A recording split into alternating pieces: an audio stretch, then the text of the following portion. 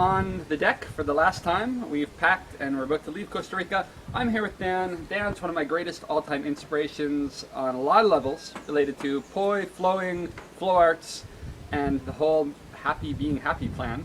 And when I was writing the beginner series, he told me to make sure to tell people to do this. Hi, I'm Dan from Flow Temple. The very first thing that I recommend doing when you first pick up poi, very first time, is take your poi and hit yourself. Hit yourself over and over. Take 5 minutes. That's longer than it feels like. Just hitting yourself, get used to it. Don't learn to stop being afraid of your poi. Ow! Oh, this poi's too hard and heavy. And if you are using poi that are too hard and heavy and hitting yourself sucks or makes you cringe, do yourself a favor and get some other poi. You're going to hit yourself when you're learning, and you don't want your poi experience to suck. The other thing that I beg you to do for your own self 5 years down the road where you're looking back at your first poi experience, right now, you're a clean slate.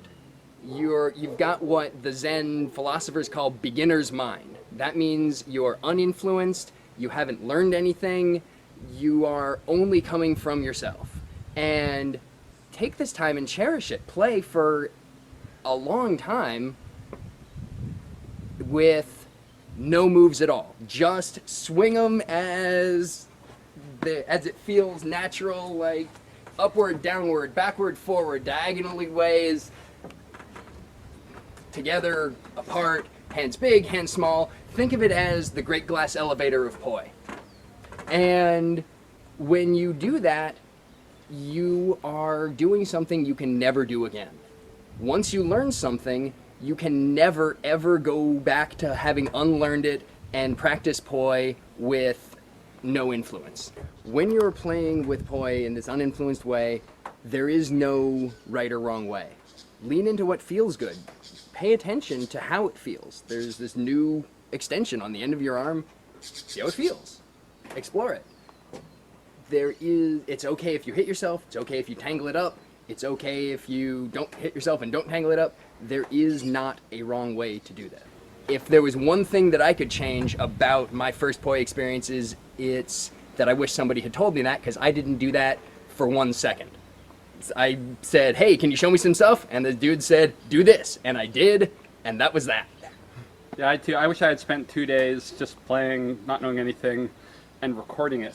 Because yeah! I bet the next few people who come along with some really fundamentally new poi ideas are going to be people who, it was the stuff that they were doing before they learned anything will be the cool stuff.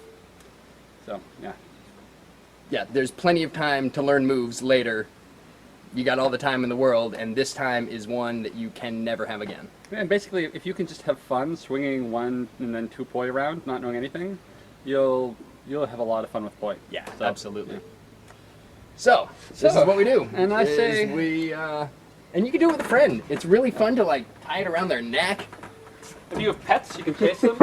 If you have furniture, you can find interesting ways to interact with it.